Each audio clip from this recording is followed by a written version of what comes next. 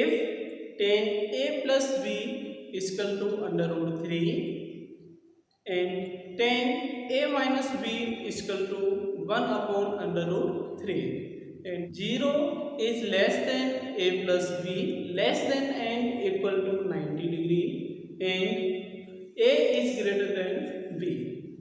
Then find the value of angle A and angle B.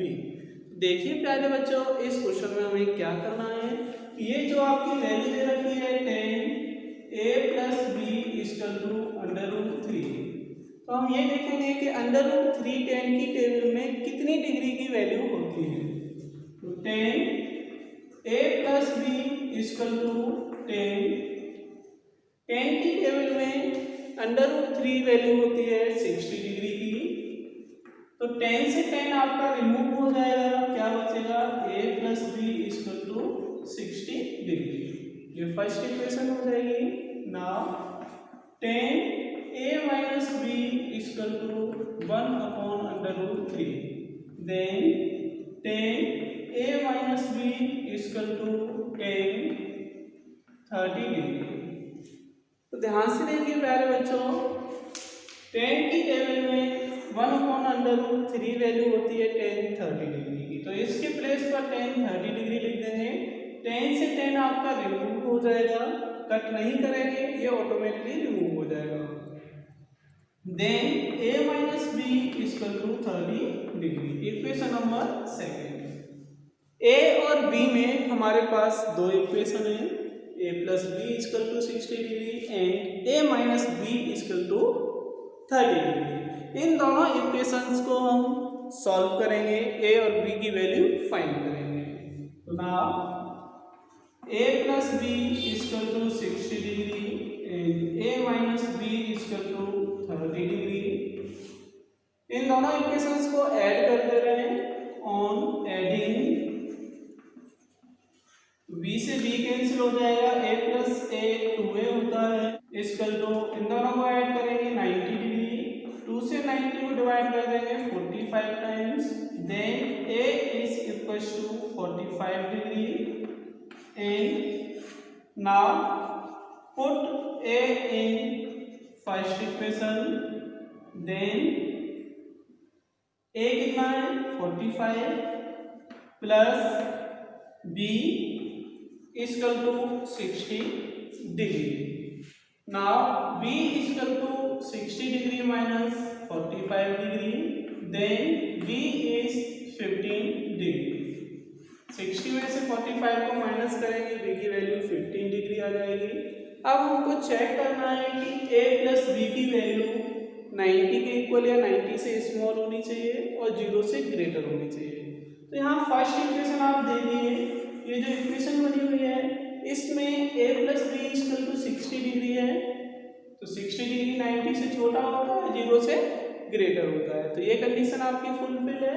दूसरी condition a is greater than b होना चाहिए, तो a की value देखिए कितनी है 45 डिग्री एंड b की वैल्यू है 15 डिग्री, तो यहाँ पर a आपका ग्रेटर है b से, हम कह सकते हैं a is greater than b। Next question number 4, state whether the following are true और false, justify your answer. First part देखिए इसका क्या है बच्चों, sine a plus B equal to sine a plus sine b, ये true है या नहीं इसको हमें फाइंड करना है। Sine a plus B equal to sine a plus sine b, तो ये यहाँ ध्यान से देखिए एंगल a प्लस बी है, ना कि कोई फंक्शन a प्लस बी है, तो इसका मल्टीप्लाई हम इसमें नहीं कर सकते, तो ये आपका फॉल्स होगा। जस्टिफाई करने के लिए हम वेरीफाई कर लेते हैं कि a और b की वैल्यू कुछ हम लेट कर लें, जैसे फॉर एग्जाम्पल के लिए हम लेट कर लेते हैं a equal to 30 degree and b equal to 60 degree, then sine 30 degree plus 60 degree equal to sine 30 degree plus sine 60 degree. a की वैल्यू हमने 30 डिग्री पुट कर दी है, b की वैल्यू 60 डिग्री पुट कर दी है, यहाँ आप 45 डिग्री भी लेके कर सकते हैं। तो ये हो जाएगा sine 90 degree equal to sine 30 की वैल्यू कितनी होती है 1/2 और साइन 60 की वैल्यू होती है √3/2। साइन 90 की वैल्यू 1 इक्वल टू ये क्या हो जाएगा 1 प्लस √3/2। यहाँ देखिए क्या ये दोनों साइड्स इक्वल है नहीं है। LHS is not equal to RHS, so this is false. Second point, the value of sin theta increases as theta increases. तो देखिए प्यारे बच्चों हमें यहाँ क्या बताना है कि if theta is increases then sin theta is also increases. Theta की वैल्यू जैसे जैसे इंक्रीज करती है वैसे ही साइन थीटा की वैल्यू भी इंक्रीज करती है। तो ये आपका सही होगा, इसको हम लिख सकते हैं कि ये ट्रू होगा। रीजन हम क्या देंगे देखिए यहाँ पर टेबल बना के देख लेते हैं 0 degree 30 degree 45 degree 60 degree and 90 degree. यहाँ साइन थीटा की वैल्यू 0 डिग्री पर कितनी होती है 0, 30 डिग्री पर वैल्यू होती है 1/2, फिर 1/√2, देन √3/2 एंड 1। तो मिनिमम वैल्यू यहाँ 0 होती है और यहाँ मैक्सिमम वैल्यू 1 हो जाती है। तो ये आपका इंक्रीजिंग ऑर्डर में चल रहा है साइन थीटा, जबकि थीटा भी आपका इंक्रीजिंग ऑर्डर में चल रहा है। तो ये आपका राइट होगा। Next third part, the value of cos theta increases as theta increases. ये आपका देखिए क्या है कि अगर आपका थीटा इंक्रीज कर रहा है देन कॉस थीटा भी इंक्रीज कर रहा है। तो ये स्टेटमेंट सही है कि गलत, तो हमें ये आपको बताना है। तो ये स्टेटमेंट आपका गलत होगा। क्यों गलत होगा? क्योंकि कॉस थीटा की जो वैल्यू होती है टेबल में वो 0 डिग्री पर होती है 1 और 90 डिग्री पर होती है 0।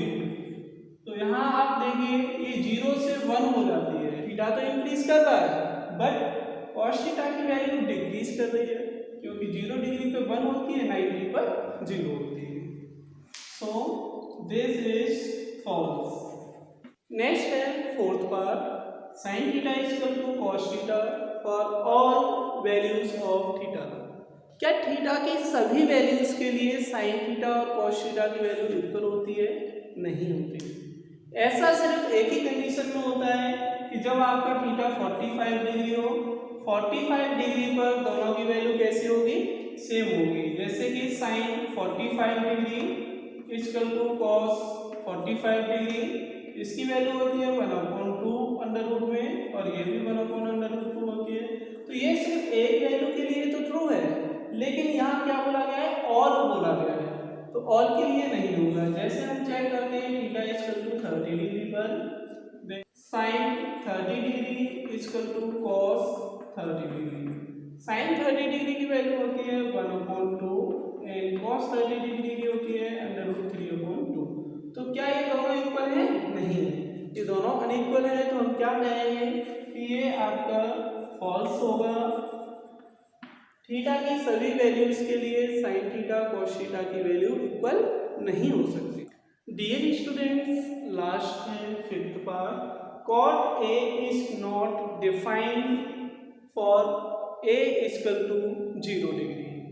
यानी इसका मतलब क्या है कि इसमें कह रहा है क्वेश्चन में कि cot A की जो वैल्यू होती है वो 0 एंगल पर नॉट डिफाइंड होती है, मतलब इनफाइनाइट आती है। तो ये ट्रू होगा या राइट होगा, अभी चेक करते हैं। cot A और A की जगह हमें क्या लेना है? 0 डिग्री। cot थीटा का फॉर्मूला होता है cos theta upon sine theta.